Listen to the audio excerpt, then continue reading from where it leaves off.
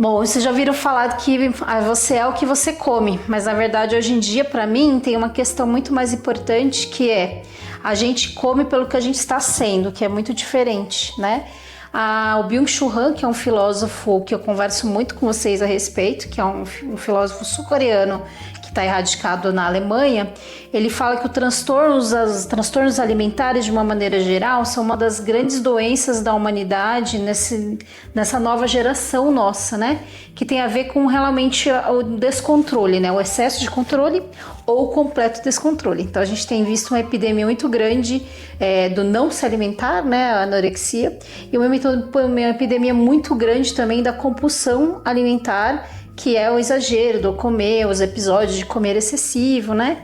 Então existe uma área muito interessante que é a nutrição, que ajuda muito as pessoas com transtorno do alimento, e ainda uma coisa mais específica, que é a nutrição comportamental, que é um tipo de profissional bastante específico e bastante difícil de encontrar, e eu tenho a sorte de ter uma colega, né, que é próxima, que é a Mônica, que é especialista no tema. Tudo bom, Mônica? Tudo jóia, doutora Laura. Conte um pouquinho pra gente de onde veio a tua inspiração para a nutrição, né? De onde veio a ideia de você ser nutricionista, a tua escolha, onde você estudou, né? Certo. Bem, eu sempre me interessei muito por essa relação com a comida, no sentido de que, assim, você tá... Aquela coisa até de vó, né? Você tá com uma dor de barriga, toma esse chá. Eu sempre achei isso muito interessante, assim, uma coisa incrível você ter como que poderes nos alimentos, né? Na forma de coordenar a alimentação.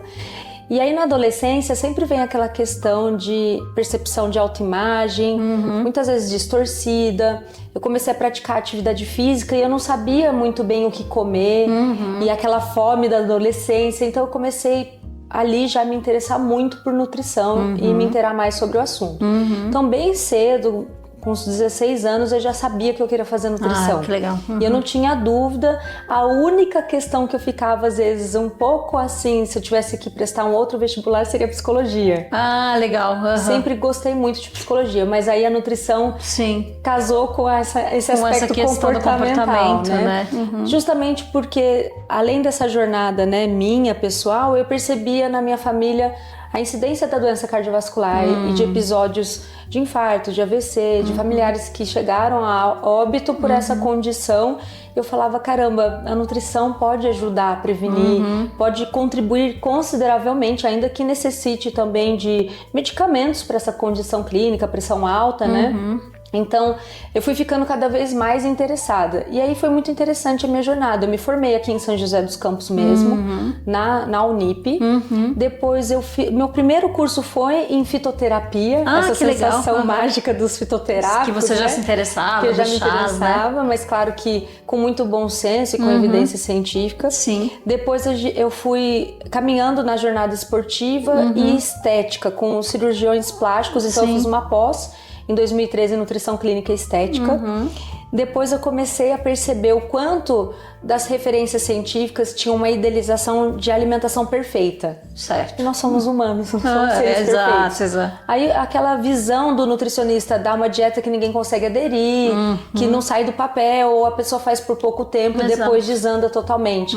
Aí eu cheguei na abordagem comportamental lá para 2015, 2016, me aprofundando em mindfulness, mindful eating. Legal. Que foi assim um divisor de águas na minha forma de abordar a tratativa com o paciente, das orientações nutricionais. E aí eu percebi que isso começou a ajudar muito. Além dessa coordenada, eu tive um período em São Paulo, na Unifesp, no ambulatório de dislipidemia, aterosclerose, hipertensão, na cardiologia. Justamente por essa condição toda familiar, e essa proximidade muitas vezes com a cardiologia, com cardiologistas, com endocrinologista, para tratamento, né, e prevenção, cuidados com a saúde nas condições cardiológicas. Você falou uma coisa interessante que eu acho também, que o nutricionista é um profissional que também tem que ter uma relação muito empática com o paciente que vai ficar sob cuidados, muito parecida com a relação que se tem na psicologia. Sim. Eu acho que se você não tiver uma relação muito de entendimento, de tolerância, né, de compreensão do que passa uma pessoa que está tendo que revisar a maneira como come, né? Sim. Ela não se sente à vontade para continuar contigo ou aderir à proposta que você tem para cuidar, né? Ah, sem sombra de dúvida, porque a gente é muito ensinado a, assim, o que não comer. Essa visão, né, muito até dificultosa. Então, o que eu como, né? As pessoas me perguntam muitas vezes. E nesse relacionamento do não comer, muitas vezes vem culpa, vem medo de comer. Tem pacientes que eu encorajo a comer. Come um chocolate, Sim. Come pizza, você não vai comer todo dia da semana. Sim. Se você quer comer, tá tudo bem sentir prazer em comer. O nutricionista também sente. Claro. Porque às vezes as pessoas acham, você é nutricionista, você não come nada disso. Eu falo, gente, eu como de tudo. Assim. Eu não sigo nenhum padrão alimentar, nem vegetariano eu sou, né? Apesar do histórico cardiovascular. Sim, sim. Né? Então eu procuro às vezes até fazer alguma refeição vegetariana na minha semana, mas eu não sigo um padrão que me prenda e tem aquela rigidez, porque eu sei que eu não vou me sentir bem. Sim. Eu gosto de ter minha autonomia, minha liberdade. Então eu procuro trazer essa visão e construção de hábito com o paciente, que é a abordagem da nutrição comportamental. Sim. A gente fala hoje até como que uma terapia do comer. Não substitui a terapia do psicólogo. Exato. Jamais. Essa parceria, esse casamento, ele é perfeito no tratamento, ainda mais dependendo do quadro clínico, do estado emocional do paciente, precisa ter o psicólogo junto. Sim. Mas o sentido da terapia do comer é dessa proximidade com o nutricionista. Porque a gente não vai conseguir trabalhar uma construção de hábito se o atendimento for a cada 60 dias. Sim, sim. Passar uma guia do que você come e depois eu vejo se você conseguiu. Se eu passo uma dinâmica de consciência para comer, vai despertar um monte de percepções, reflexões que tem que estar ali fresquinhas na memória pra gente aprofundar na próxima consulta.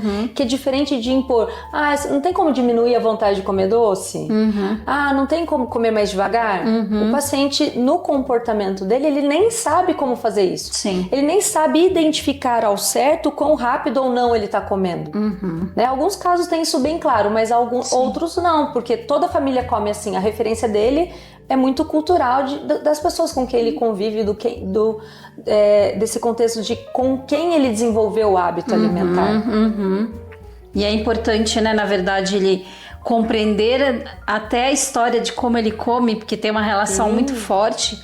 A psicanálise deixa isso muito claro quando ela fala que a gente tem uma relação com as fases muito primitivas da vida da gente com o processo alimentar. Sim. É a nossa comunicação com o mundo, é a alimentação, né? Sim. E com o ser mais próximo a nós, que é a mãe, né? Então, é uma conexão muito primitiva, muito primária com o outro, né? Então, tem muita relação de afeto.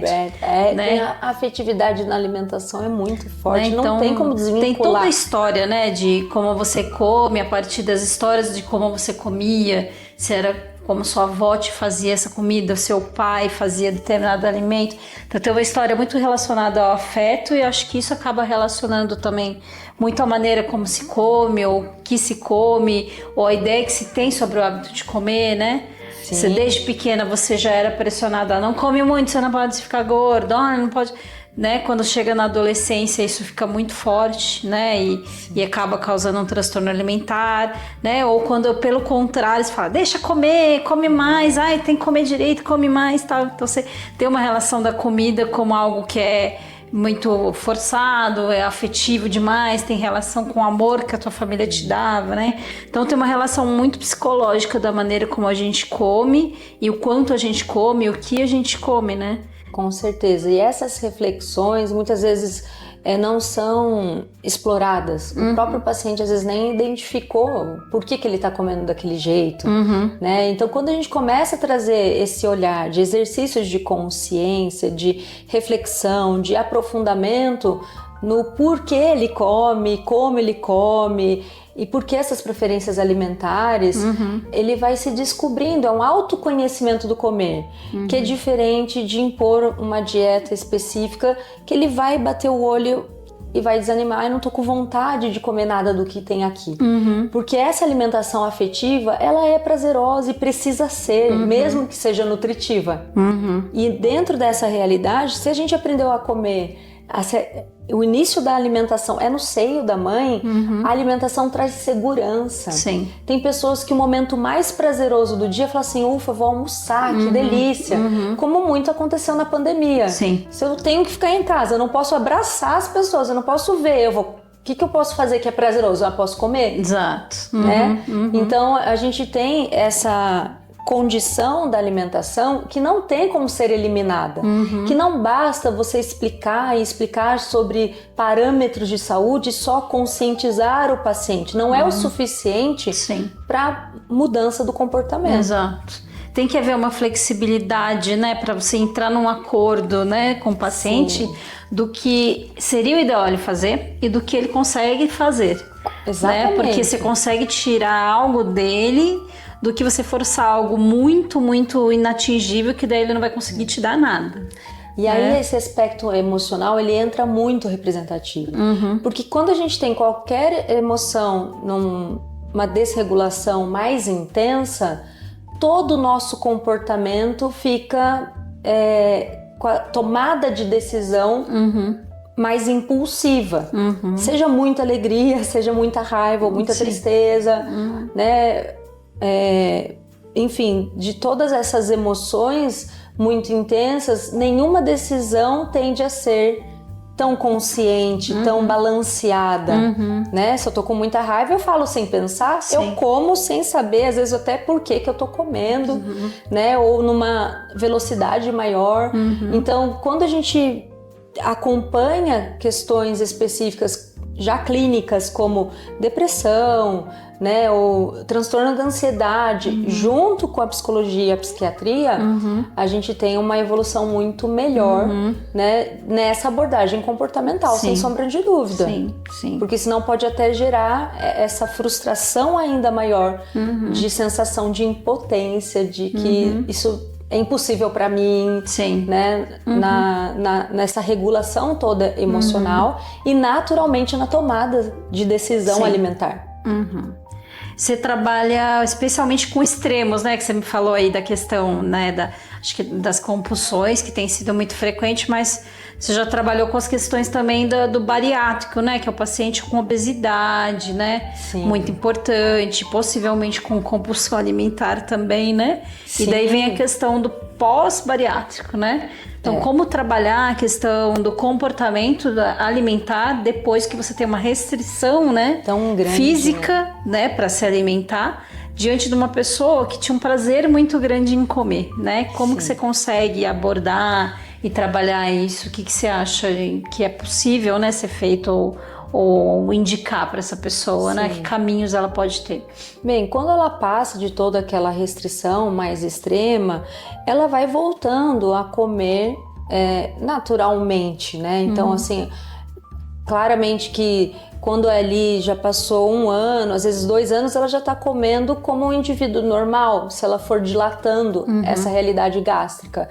Mas quando ela ainda tenta manter hábitos de não ficar intervalos tão grandes sem comer, pode ser que as porções ainda sejam menores, mas eu digo que, em primeiro lugar, é extremamente importante conservar a suplementação e estar bem ali atualizado com check-ups, né, com o médico. A equipe multidisciplinar é muito importante, porque o risco de deficiência nutricional é muito grande, às vezes tem que ser injetável, daí nem tem como eu prescrever, por exemplo.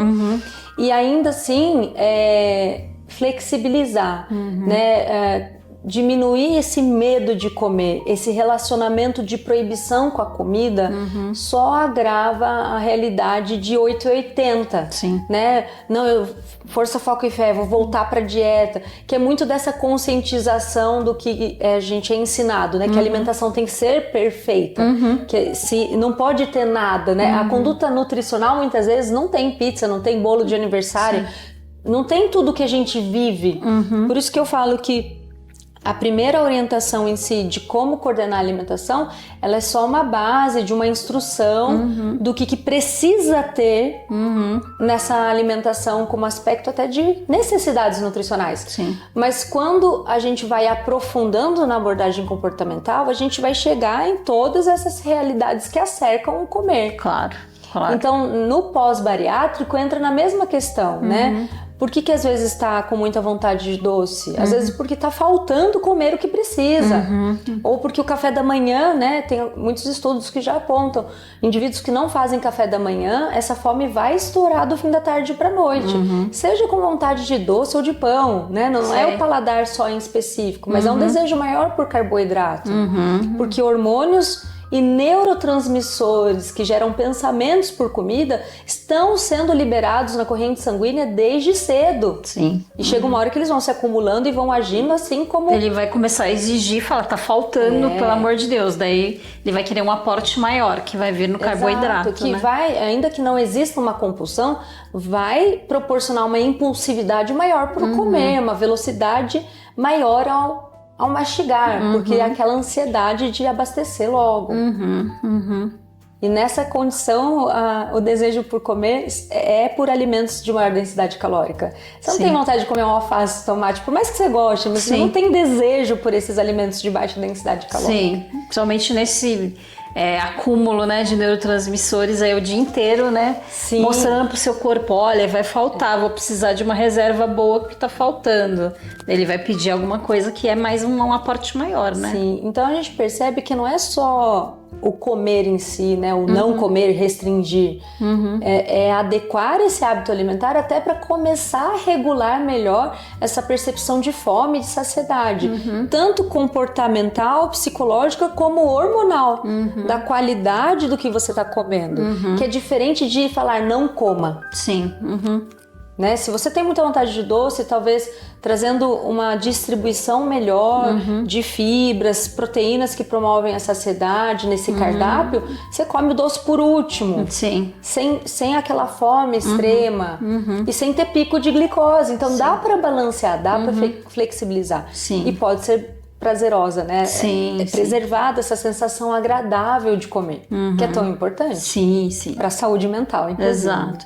Você acha que a compulsão alimentar tem uma relação com isso? Porque eu sempre vejo uma queixa maior da compulsão alimentar no período da tarde para a noite, né? Tem muito provavelmente tem uma relação com a maneira de se alimentar ao longo do dia, então. Com certeza, inclusive aquela vontade extrema de doce que aparece à tarde. Na TPM a gente sabe que tem uma condição hormonal muito ali associada, né? Além disso tudo que a gente está descrevendo, né? Para as mulheres, mas num contexto geral, os pacientes eles vão descobrindo assim que eles estão cansados porque eles não comem bem, eles acreditam que é sobre não comer, sobre restringir, sobre enganar a fome, e a fome é fisiológica. Assim como a vontade de urinar, não tem como você enganar a fome. Sim. Se você quiser lutar contra a fome, você vai perder. Então não é esse o melhor caminho. Então, a gente pode porque é uma queixa comum, né? Eu acho, compulsão alimentar na tarde para a noite, não se alimentar de manhã, sentir muito cansaço pela manhã, né? Sono, sensação de cansaço, né? Que eu acho que é uma coisa bastante surpreendente que eu tenho visto na prática clínica muita gente chega acreditando estar apático ou triste e cansado. E a hora que você vai examinar ele, né? Colher exame, você vai ver que ele está desnutrido, ele está obeso e está desnutrido, né? Sim, isso é muito comum, inclusive no pós-bariátrico. Isso aumenta muito o risco de desenvolvimento de doenças e inflamação para esse obeso. Por conta da desnutrição. Eu gosto de explicar muito bem o exame de sangue com olhar nutricional para os meus pacientes. E quando a gente começa, geralmente já aparece o hemograma. Eu falo, pensa um pouquinho aqui que esse hemograma, que é a série vermelha do seu sangue, é seu transporte de oxigênio para as células. Nutricionalmente, se você tiver deficiência de ferro e ou B12, ácido fólico, você pode comprometer a respiração das suas células, que é esse transporte de oxigênio. Ou seja, a nutrição importa muito. Muito, né? A forma como você se alimenta. Porque eu sempre falo, não é a quantidade de coisa que você está comendo que está fazendo mal, né? É o tipo de nutriente que está faltando, né? Sim, porque as pessoas tendem a olhar assim, tô com deficiência de hematócrito, hemoglobina, ferro. Que suplemento que eu tenho que tomar? Não, assim, por que você não tá comendo? Ou por que tá faltando? Ou por que seu intestino não está absorvendo? O que tá acontecendo? As pessoas, elas pensam, o que eu tenho que tomar? Que remédio? Isso aqui deu alterado. Não associam com a influência do hábito alimentar e essa correlação toda com a saúde, com a disposição, né? Se você tem anemia, você pode desenvolver depressão por prostração, por falta de ar e cansaço da condição da anemia, né? Então, é muito importante, É muito importante, né? Aprender a balancear essa coordenada alimentar. Sim. Outras dicas você acha que podem ajudar o compulsivo alimentar, né? Que é um problema comportamental muito grave, né? Sim. Acho que é isso, né? Tomar café da manhã, uma coisa que você falou que é importante. Fracionar a alimentação, não que tenha que comer a cada 3 horas. A gente não é um robô também, né? Mas não dá para passar tantas horas sem comer sem o risco de aguçar ali uma crise da compulsão. A gente sabe que a compulsão ela pode ser instigada por uma condição emocional exclusivamente, ainda que o paciente esteja se alimentando bem, e que dentro do possível balancear também atendendo aos desejos. Sim. Se hoje é quarta-feira, eu tô com muita vontade de brigadeiro, come.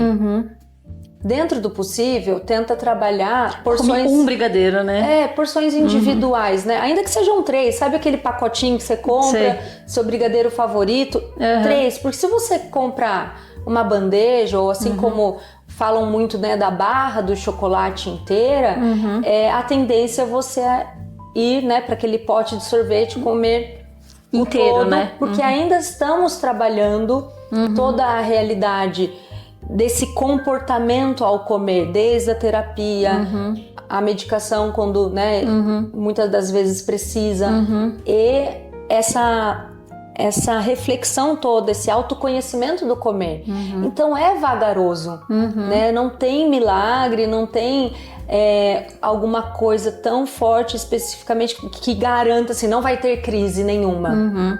Mas a gente pode trabalhar esse relacionamento com a comida, esse comportamento, as origens desse comportamento, as crenças limitantes que muitas vezes só instigam ainda mais a compulsão. Sim, que a gente fica pensando na geração do Ozempic, né? Fala, não, eu vou tomar esse remédio, eu não vou comer nunca mais. Daí uma hora você vai ter que parar esse Ozempic, até porque ele não é muito bom para a saúde de uma maneira geral, né? E daí, se você não cuidou do comportamento se alimentar, você vai voltar a ganhar todo o peso, né, que você perdeu. E essa composição corporal é a mais prejudicada, porque as pessoas se apegam muito ao peso. Na nutrição comportamental, principalmente pacientes que já estão com quadro psiquiátrico, para de se pesar. Para com essa autocrítica, porque nosso peso oscila em torno de 3 quilos por dia. Dependendo do horário que você se pesar, do que você comeu, se você acabou de beber água, seu peso vai mudar. Eu brinco, quem tem cabelão, se cortar o cabelo vai diminuir o peso. Tanto faz, não faz diferença. Não é bem assim. Eu falo que olhar para peso é como olhar para o extrato bancário. Se eu olhei hoje e não gostei do que eu vi, daqui a 5 minutos ou no dia seguinte de manhã, se eu não fizer nada diferente, esse extrato não vai mudar. Não adianta ficar, e agora, olhando, só gera mais ansiedade. E o peso é a soma de tudo que tem no nosso corpo. Então, quando a gente começa a acompanhar através da composição corporal, com orientação profissional, porque até mesmo o resultado de uma bioimpedância, que vai dizer peso de massa magra, peso de massa gorda, comparado assim os parâmetros para sexo, idade, quais são as referências, né, de base, se está muito acima, muito abaixo, às vezes aquele cálculo do aparelho, ele não tá com a interpretação adequada. Às vezes ele mostra para o paciente, não, você tem que perder 40 quilos. E o paciente fala assim, caramba, esse peso era dos meus 15 anos. Não faz sentido ter que voltar ao peso dos 15 anos. Então não é o cálculo do robô em si, é a interpretação dessa composição. Mas a composição tem que ser enxergada, né, desse indivíduo, do que só exclusivamente o peso total. Sim. Né? Eu tenho paciente que eu brinco, teve diarreia, pelo menos eu perdi alguns quilos. Em uma semana recuperou a água que desidratou dessa diarreia, o peso volta ao normal. Fala, que pena, agora eu engordei de novo. Não é gordura, a gente tem que ter mais clareza, né, do que é gordura e do que tem nessa composição corporal. Porque quando eu perco peso a qualquer custo, passando fome, eu estou desnutrindo. Sim. E se eu estou desnutrindo, eu posso estar perdendo músculo, né? Sem sombra de dúvida, e cabelo junto, que a maioria chega com queixa de queda de cabelo. Sim. E essa queda de cabelo é deficiência nutricional. Se tá perdendo cabelo, tá perdendo músculo. Porque não come. A nutrição é sobre abastecer. Sim. O nutricionista é sobre nutrir, não é reducionista. Corta aqui, corta ali, né? Que vira um transtorno. Não sei mais o que eu como, né? Então, esse nutrir é para saciar, é para matar a fome. E tem pacientes que não sabem o que verdadeiramente é essa fome, onde ela está. Porque a gente tem vários tipos de fome. Às vezes é o olho que pede, às vezes é a mente, às vezes é a boca, às vezes é o ouvido. Você fala pra mim, eu comi batata frita ontem, eu fico pensando, nossa, no ruído da batata. Ou croque-croque, né? A sensação da textura que me desperta maior desejo de compulsão, sabe, aquele croque é tão gostosinho que eu vou, né, por sensação de prazer do croque, que é uma sensação prazerosa auditiva. Então, auditiva, né? Quem tem personalidade mais para o aspecto auditivo tende a ter esse impulso do snack, né? Dos chips, da pipoca, que vai no croque-croque, né? E não consegue parar. E nem se percebe, né? Porque tá fazendo isso vendo filme. Você tá aqui, ó. Você não tá olhando pra pipoca, você nem percebe, tô com fome, não tô. Você só vai, né? Você falou muito da condição familiar. Eu já atendi pacientes com compulsão alimentar, não que seja, né, uma regra, né, não tem como, mas muitos pacientes com descendência italiana, porque fica esse comportamento, você tem que repetir, come mais. Você não repetiu, você não gostou do que eu fiz, né? Você tá decepcionando. Que fala, né, a nona, se não repetir, ela fica chateada comigo, né? Fica decepcionada, né? Então, olha a afetividade disso tudo, né? E aí, um caso em específico, o paciente, ele sempre repetiu o almoço. E aí, quando eu perguntei pra ele, mas por que você repete? Porque desde a adolescência eu fui ensinado a fazer isso. Eu falei, mas você sente saciedade antes? Você já percebeu? Ele me perguntou, onde eu sinto a saciedade? Porque ele falou assim, se me oferecem comida, eu como. Exato. Ele foi educado assim, no prato, né? Ele não precisa sentir do prato, fome. Né? Se tiver aqui agora, acabou de almoçar, me oferecer um doce, eu como. Por exemplo, assim, não me ofereça comida. Se me oferecer, eu como. Eu vou continuar por uma crença de que, assim, eu preciso comer, eu sou homem, sabe aquela coisa que vem da adolescência, que sempre repete, e que a cultura familiar tá nesse aspecto. Ou até mesmo a cultura da sobremesa, né? Tem que ter uma sobremesa. Exato, obrigatoriamente você tem que comer um doce depois, né? É muito afetivo. Se não tiver o doce, você gera um mal-estar, né? Mal-estar emocional nesse indivíduo. Não posso doce, né? Eu sempre não terminou de comer, né?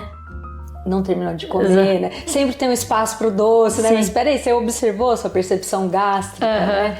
Então a gente traz esses exercícios de sentir, observar seu estômago, se conectar com o momento presente.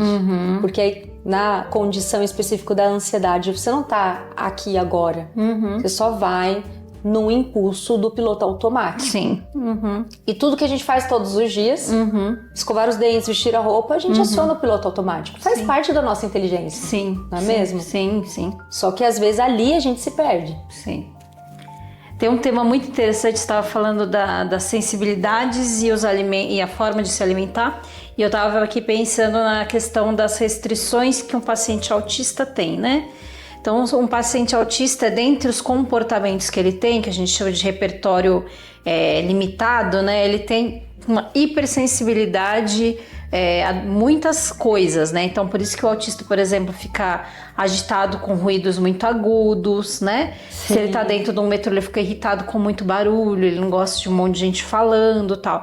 E existe uma questão muito grave em relação ao autista, daí de diversos níveis de suporte, né? Que é a questão da restrição alimentar, né? Sim. E ela tá, acho que muito relacionada a essas hipersensibilidades, né? Do ruído, do paladar, sim, do tátil, né? Se tá muito quente, se tá muito frio, o cheiro, né? Se é muito intenso, sim, ou pouco intenso, né? E até as cores, né? A condição do autista, ele tem sensibilidade à claridade, a ruído. Então, quando a gente olha para o comer e esse aspecto afetivo, da sensação prazerosa, do momento de conforto, né, até um acolhimento ali, ele come o que ele se sente seguro. Uhum. Então, até mesmo a orientação nutricional precisa haver uma construção de vínculo de segurança, uhum, em primeiro lugar. Uhum. Porque senão, ele vai ser aquele paciente que mal olha para você na consulta. Uhum. E geralmente as primeiras consultas são assim. Sim. Né? Uhum. Com acompanhante ou não, dependendo da faixa etária e do grau, claramente. Até, ou até assim, que ele olha para você, mas parece que ele não tá ali. Sim. Né? Uhum. Porque assim, não queria estar aqui. Você tá falando para eu fazer uma coisa que eu não quero fazer, que eu não gosto. Uhum. E aí, esses pacientes geralmente têm algumas queixas também de intestino preso, de desconforto.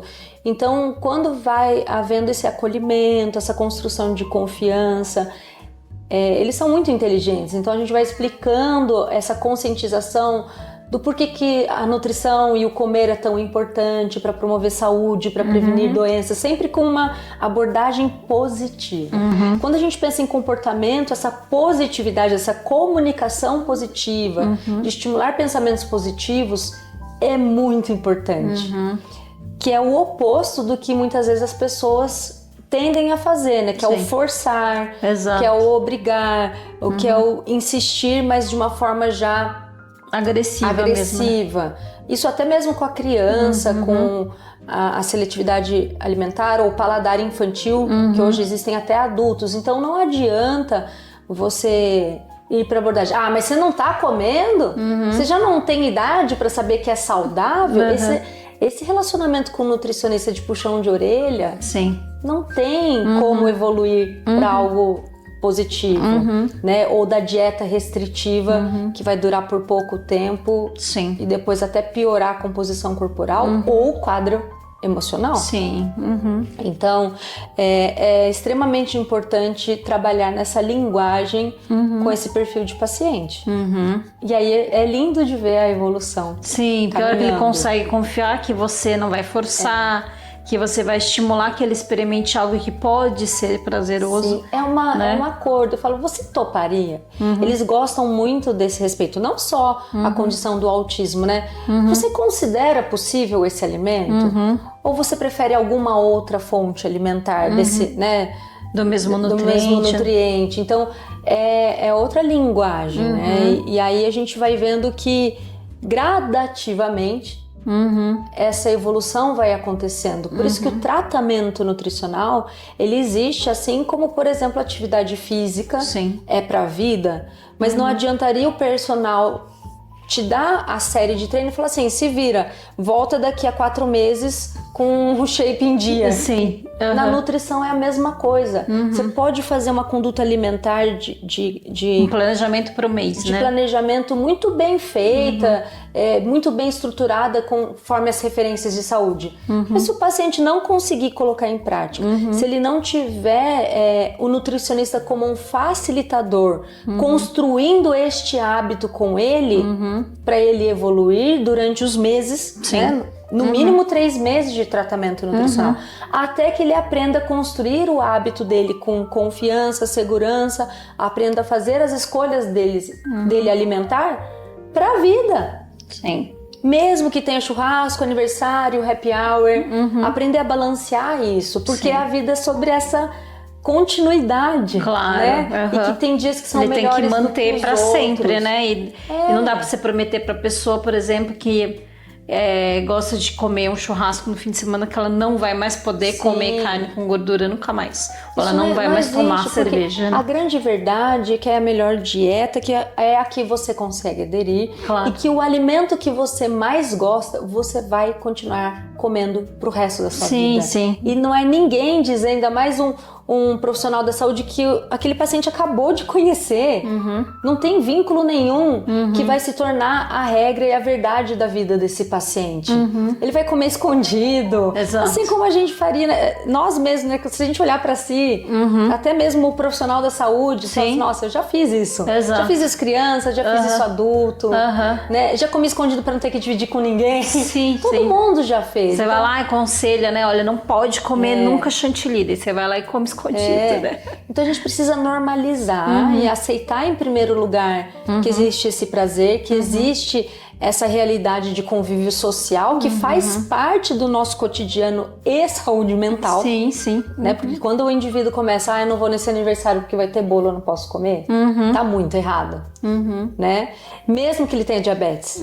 E que é possível a gente coordenar e harmonizar para ele. Agora, casos que estão internados, eu falo, você está internado, você está com uma cirurgia, você vai sim ter uma restrição maior, ou com câncer em específico, né? No dia da sua sessão de químio, você nem consegue um problema gastrointestinal, você nem consegue, nem que você queira comer, você passa mal, né? É um quadro clínico mais grave e que dentro de uma realidade de internação, o hospital vai te servir a dieta, nem que você queira, você não, eu quero um hambúrguer, vai chegar a sopa do hospital para você comer.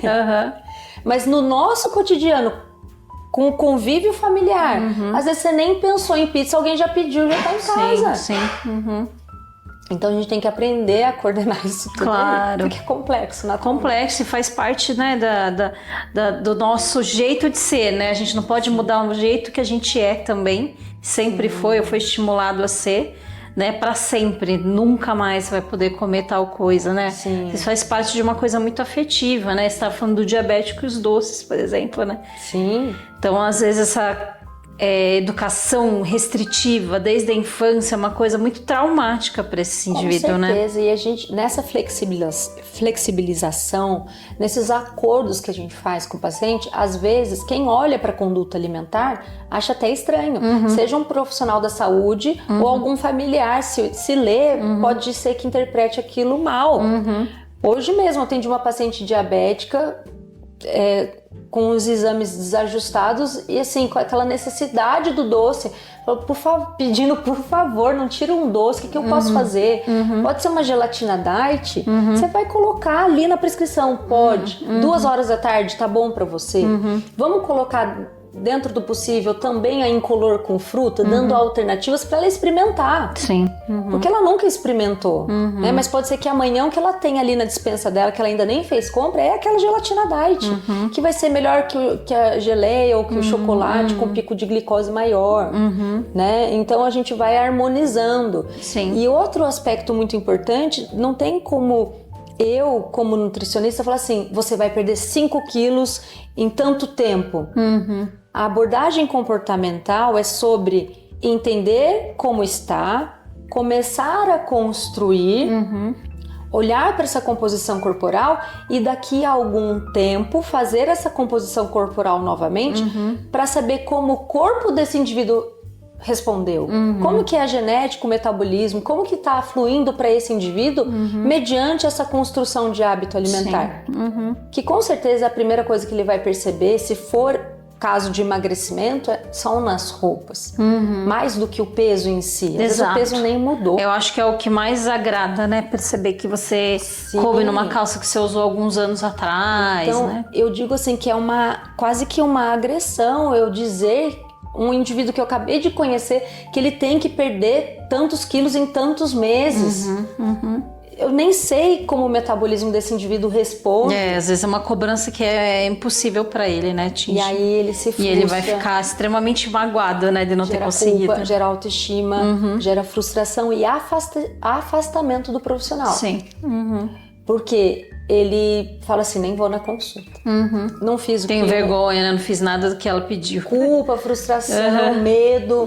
Então, é um relacionamento muito negativo com o nutricionista. Sim. Inclusive, atendo pacientes traumatizados com histórico de experiências ruins. E seja com médico, seja com nutricionista, seja com educador físico.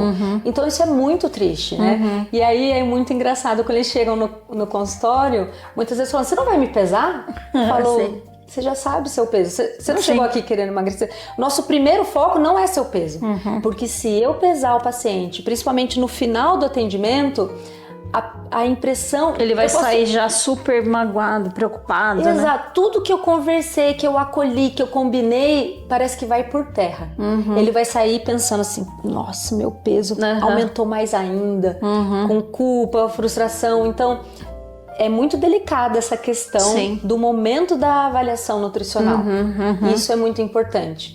Porque a conversa com o nutricionista, mais importante é sobre a estratégia, sobre o hábito, sobre como comer, sobre corrigir a deficiência nutricional.